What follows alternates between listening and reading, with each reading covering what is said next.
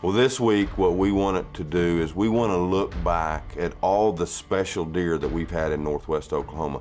Northwest Oklahoma is a very special place to me because I truly believe it's taught me how to hunt more than any other place. And I say that because of this. First of all, there's a lot of big deer up there, a lot of deer that's never seen a human being. But the truth of the matter is they're some of the smartest deer I've ever hunted. They can see so far out there. These big bucks, they lay and they can be able to see. You know, obviously we know they smell and they hear, but that has really helped me become the hunter over the years that I was, because I made so many mistakes. And here's the deal, the difference is I got to see my mistakes, because so many times I could watch a deer at 300 yards and watch him smell me or watch him smell where I walked. And it taught me how to cross those T's, dot those I's. And you know, it's a place that, you know, I just love. It just continues to produce special deer. And when we talk about special deer, we're talking about deer that, you know, get 165, 170 and above.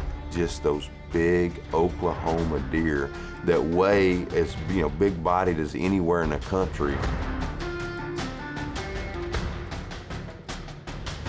Look at those brow tines. Wow, look at that. Oh man, there ain't no shrinkage here.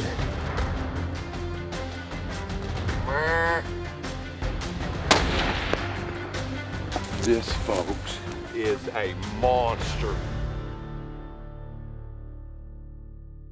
You know, one thing about hunting big deer and finding big deer is people always say you need food. I mean, you need food, you need security, you need all that, but food brings deer in. Well, if I go in certain places of the world, everyone can have food, right? Northwest Oklahoma, what I love about it is if you got food, you're able to draw deer from 5 miles in every direction. You know, years ago I got the question is, Jeff, how do you grow all those big deer? Well, when I got that question, I think I even mumbled off something, but I don't even know if I knew what I was talking about, because later a light bulb went off in my head to say, I didn't grow those deer. I stole those deer. So basically what I would do is get those green fields in, an irrigation pivot or whatever, and get some alfalfa going, and I would steal those deer in late fall, and they would never leave. The drawing power of green food will beat anything out there. And no matter what anybody says, you can put corn out, you can do whatever you want, but the power of a green field to give a deer the nutrients is unbelievable. If you can grow something green, you're gonna have big bucks, and they're gonna come from miles around. And I love that about Northwest Oklahoma.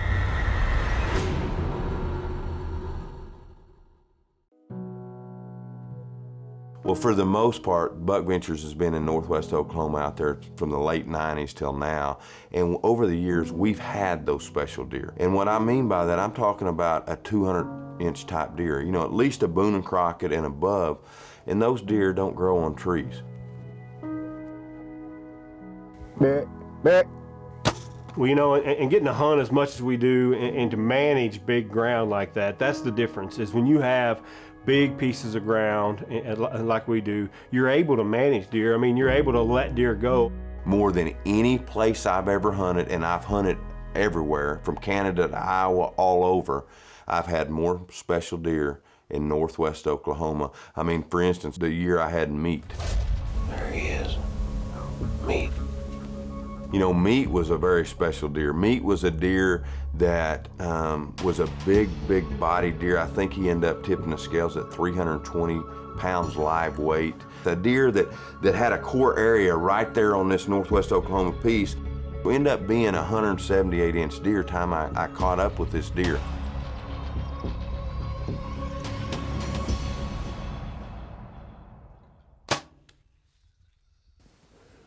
Go down, buddy.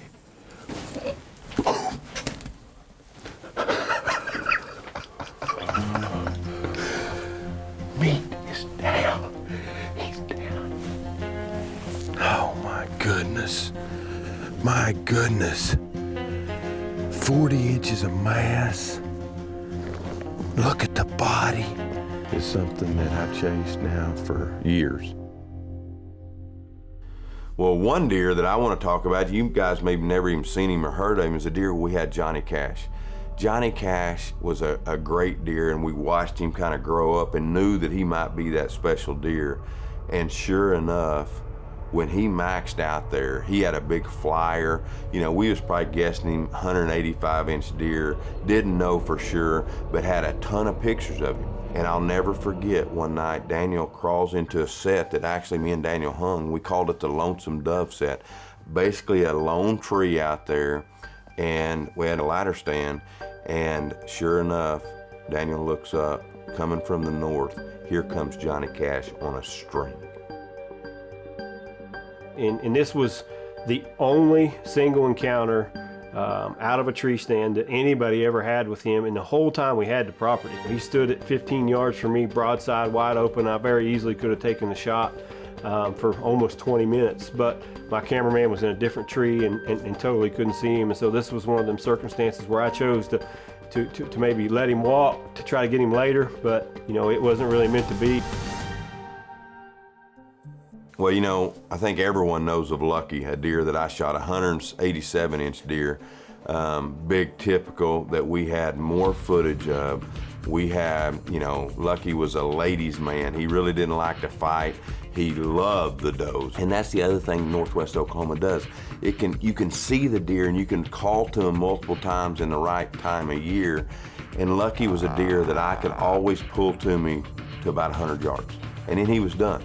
It was like he tiptoed in there and he didn't see a doe because he didn't care about no buck. And, you know, finally the day that I caught up with Lucky after a couple different years, he went out at what we called the homestead going south, and I saw that he didn't have a doe. And went to call to him, 21-mile-an-hour wind that morning. He couldn't hear me, and I'd pretty much rode him off, but I was continuing to watch him, and all of a sudden I see a cow spooking. And he spooks him back towards me to probably within 250 yards, just enough where I could hit the horns together and I could get his attention. And when I got his attention, of course, here he came, like he always did.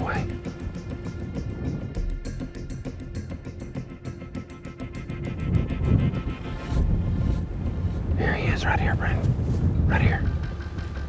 I want to kill him with the gun.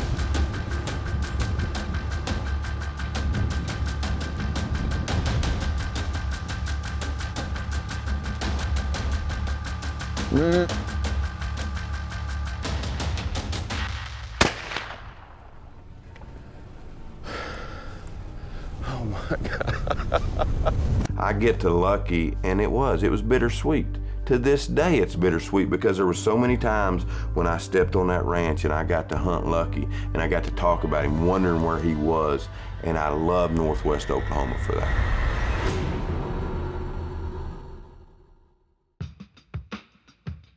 I mean, the one thing Northwest Oklahoma has too, it has big mule deer. World-class whitetails, world-class mule deer. For me, I was blessed enough to be able to spot this deer, and actually it was a 4-year quest for me. Typically, mule deer, you don't get very many trail camera pictures of. They don't hit feeders, and you know, you can try to put them on water tanks, and that's usually where we get their pictures. But they're just a different animal. You know, you don't see them all year, and then all of a sudden when it gets close to rut, they're all gathered around the fields, and so you know, Tuffy was kind of a difficult deer.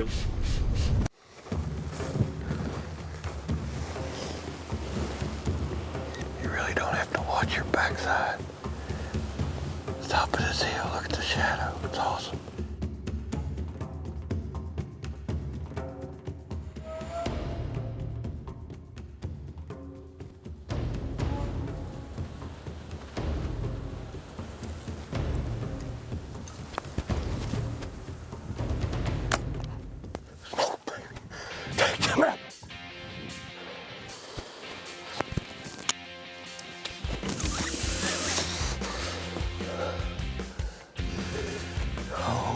Good.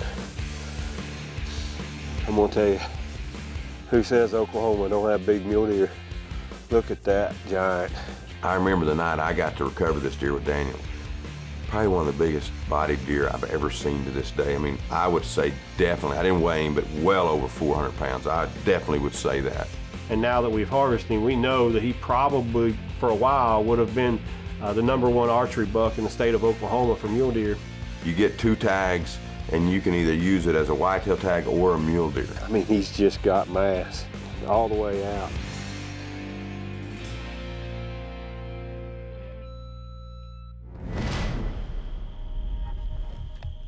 We ain't got the best wind, but we're using this ambush blind. And Hunter Specialty sent away to get by with it, hopefully. Sitting on a 346-acre alfalfa wheat field, basically. Big deer tearing this sucker up.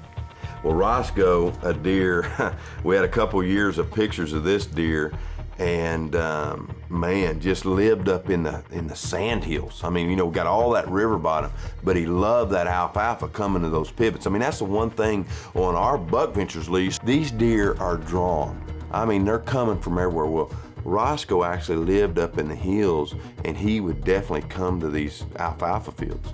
And I'll never forget, I went in there and I had the temperature, the barometer was just rising.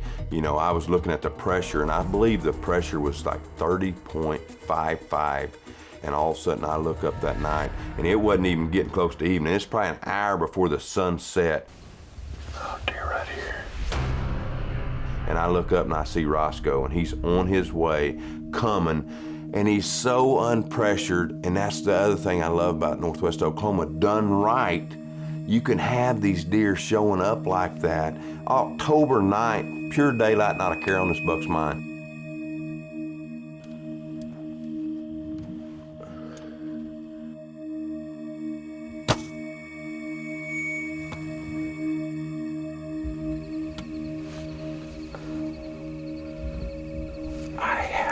I shot right.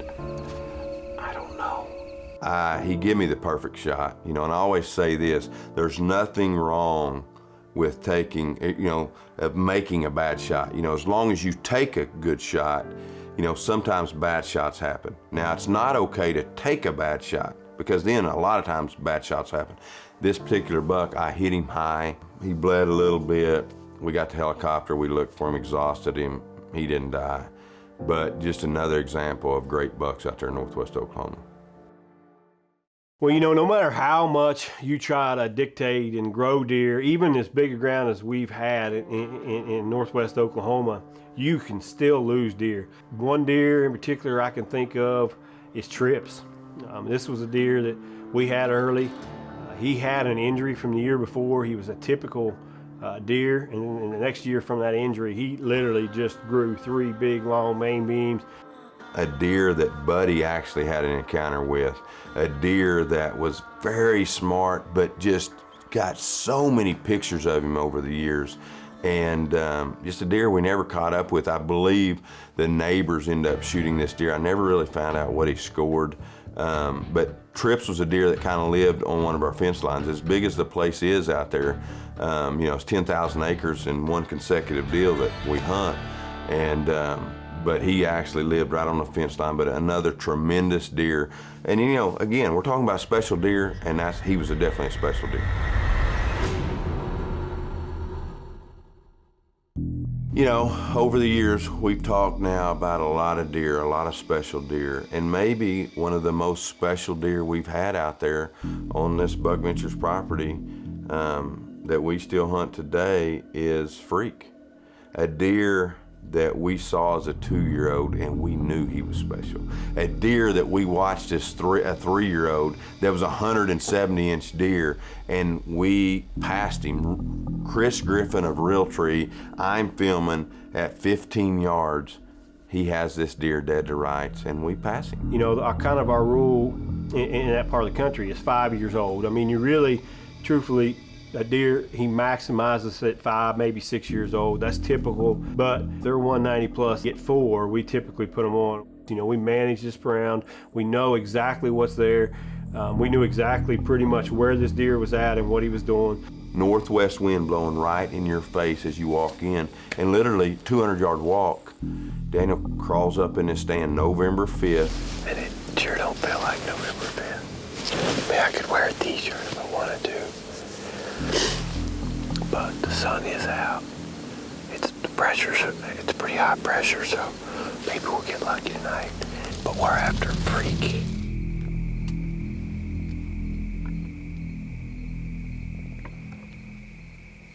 Oh, it's Freak. He's right down top of the behind that cedar cecil.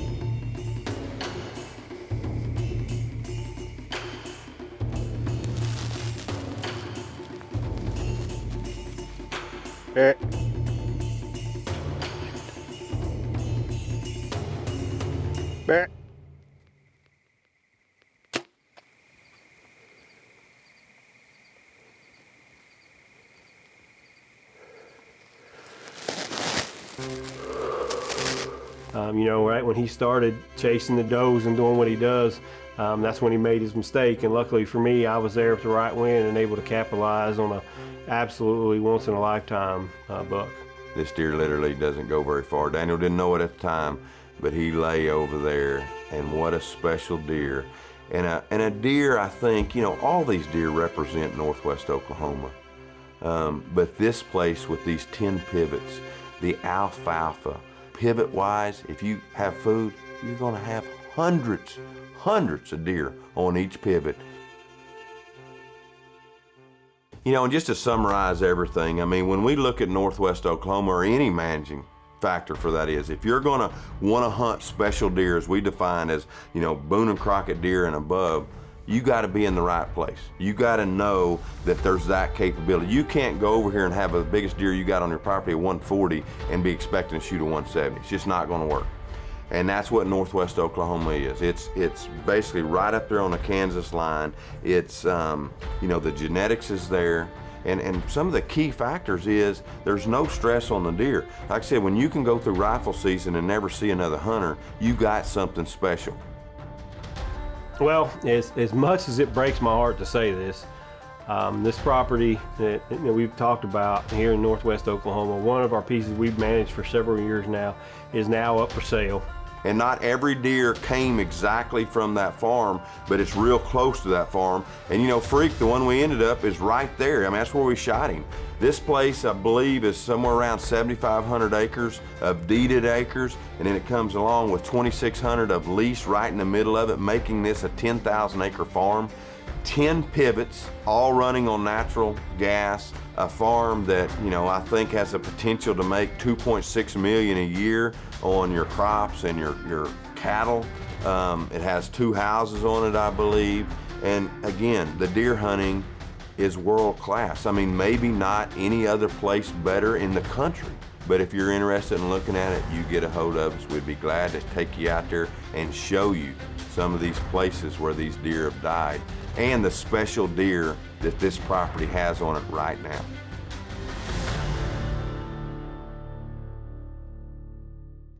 Today I want to turn to 1 Timothy 6:6, and I want to talk a little bit about contentment.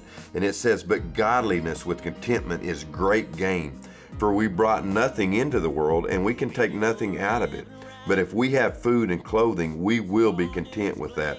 Those who want to get rich fall into temptation and a trap, and into many foolish and harmful desires that plunge people into ruin and destruction. For the love of money is a root of all kinds of evil.